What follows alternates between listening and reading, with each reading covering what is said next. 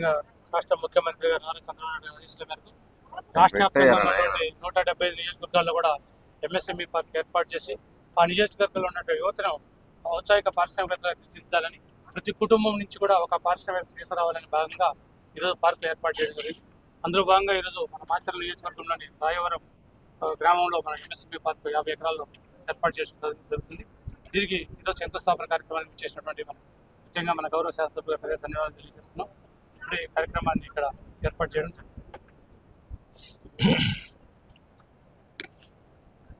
గౌరవ ముఖ్యమంత్రి వర్యులు నారా చంద్రబాబు నాయుడు గారు గతంలోనే మరి పార్క్ ఏర్పాటు చేయటం, ఆ తర్వాత ప్రభుత్వం మారటం, ఇది ఎక్కడ వేసినా గొంగళి అక్కడగానే ఉండటం, మళ్ళీ వీటి నిర్మాణ కార్యక్రమాన్ని చేపట్టి మరి ప్రజలకు ఉద్యోగ ఉపాధి అవకాశాలు కల్పించాలి, ఈ రాష్ట్రంలో యువతకి అండగా నిలబడాలి అనే ఒక ఆలోచనతోటి ఈ పార్కుని ఏర్పాటు చేయటం జరిగింది.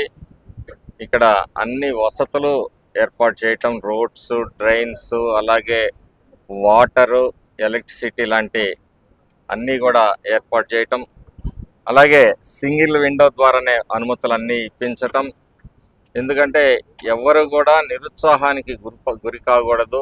మనం పెట్టుకున్న వెంటనే మనకి పని కావాలి, మన ఆలోచన, మన లక్ష్యం నెరవేరాలి తొందరగా అంటే ఇవి అవసరమని భావించి మరి ఇవన్నీ చేయటం జరుగుతూ ఉందన్నమాట. కాబట్టి పారిశ్రామికవేత్తలందరూ కూడా అవకాశాన్ని ఉపయోగించుకోవాల్సిందిగా కోరుతున్నాం. పరిశ్రమ అంటే ఒక సిమెంట్ ఇండస్ట్రీ అవసరం లేదు. మనం చేసే కుటీర పరిశ్రమల దగ్గర నుంచి చిన్న పరిశ్రమలు, పచ్చళ్ళు మేకింగ్ కానీ, వెల్డింగ్ కానీ, ఇట్లా రకరకాల ఇండస్ట్రీస్, ఆటోమొబైల్లో పనిచేసే వాళ్ళు కానీ అన్ని రకాలుగా కూడా మరి ప్రాంతంలో ఏర్పాటు చేసుకోవచ్చు అని చెప్పేసి తెలియజేస్తూ, మరి భవిష్యత్తులో కూడా ఏదైతే స్కిల్ డెవలప్మెంట్ ఉందో దాని ద్వారా అందరికీ కూడా ఈ ప్రాంతంలో ఉన్న యువతకి కూడా శిక్షణ ఇప్పిస్తాం.